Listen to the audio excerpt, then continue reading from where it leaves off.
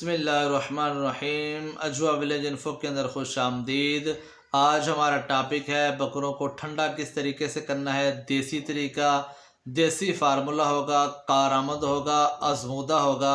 आप इंशाअल्लाह अज़ीज़ अपने बकरों के साथ ये फार्मूला इस्तेमाल करवाएंगे, उन्हें ये चीज़ देंगे, ना उन्हें नुकसान होगा। इंशाअल्लाह फ़ायदा बहुत ज़्यादा है। तो वो उनका मिजाज जो है वो ठंडा हो जाएगा, बकरे ठंडे हो जाएंगे, तंग नहीं करेंगे। और दूसरी बात जो वो ये है कि देसी तरीका है, इसका कोई साइड इफ़ेक्ट नहीं है। और तीसरी बात यह है कि इसका बहुत ज़्यादा फ़ायदा है इंशाअल्लाह उनकी सेहत के लिए।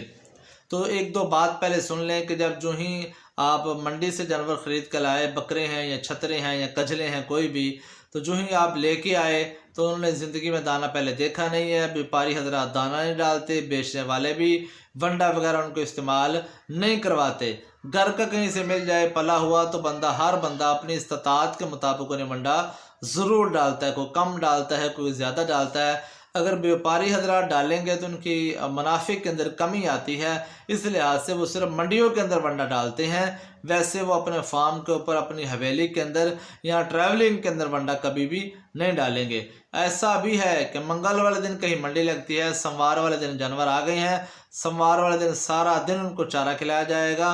मंगल वाले दिन फर्स्ट टाइम भी उनको चारा खिला के फिर, क्योंकि उनका पेट बढ़ाना होता है तो उनको लालच में वंडा दिया जाता है। जी हाँ, उनको दाना शाना चारपाई के ऊपर बिछा दिया जाता है।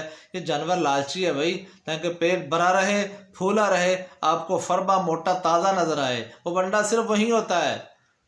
जो ही जानवर बिक जाते हैं, चारपाई से सारा वंडा उतार लिया जाता है, उसको थैले के अंदर बंद कर लिया जाता है, फिर उसे अगली मंडी के लिए रखा जाता है।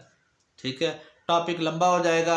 आपने क्या करना है, जो ही आप जानवर लेके आते हैं तो आते ही आपने क्या करना है, आपने जो ही वंडा वगैरह शुरू करना है। 2-4 दिन के अंदर जानवर थोड़ी होश पकड़ता है, जिस्म के अंदर ताकत आती है, एनर्जी आती है, थोड़ी ताकत आती है, गर्म होता है, तो वो आपस के अंदर लड़ाई शुरू कर देते हैं। या फिर बकरे जो है हिस्स के अंदर आ जाते हैं, बकरियों के पीछे भागते हैं, खाना पीना कम कर देते हैं। गर्मी की वजह से हाइड्रेशन हो जाती है, हार्मोन्स उनके एक्टिव हो जाते हैं।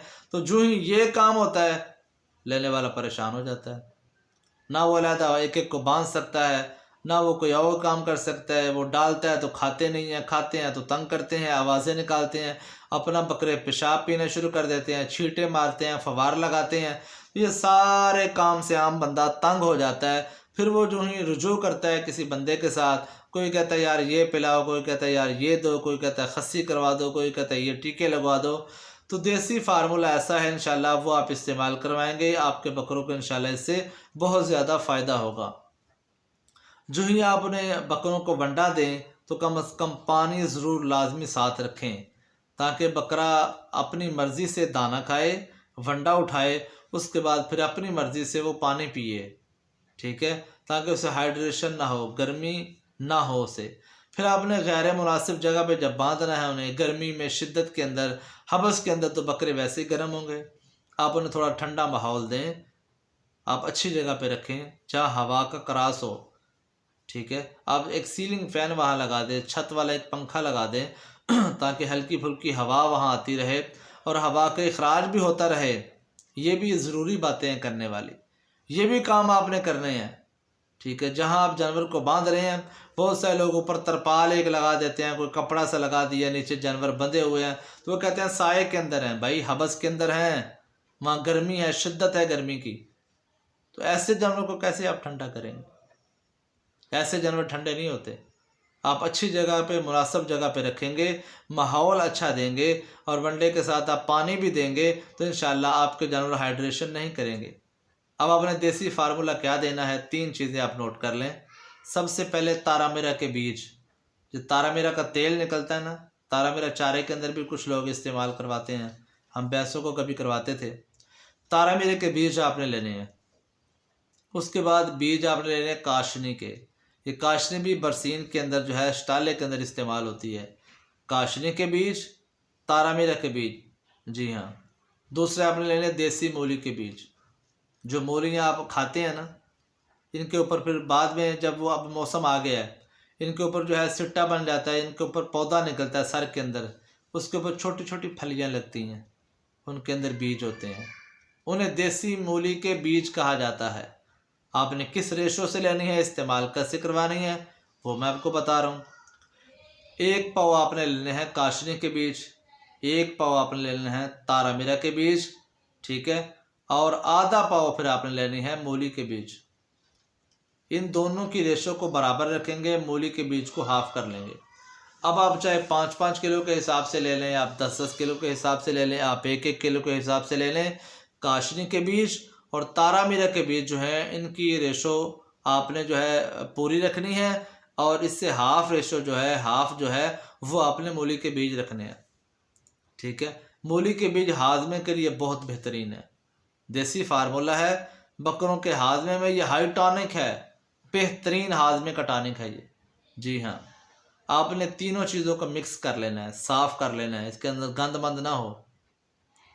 आपने बिल्कुल साफ़ करके अपने बकरे के, अगर बकरा छोटा है 2 दांत से कम है तो आपने 50 ग्राम, अगर 2 दांत बकरा है तो आपने 100 ग्राम वनडे के अंदर इस्तेमाल करवाना है।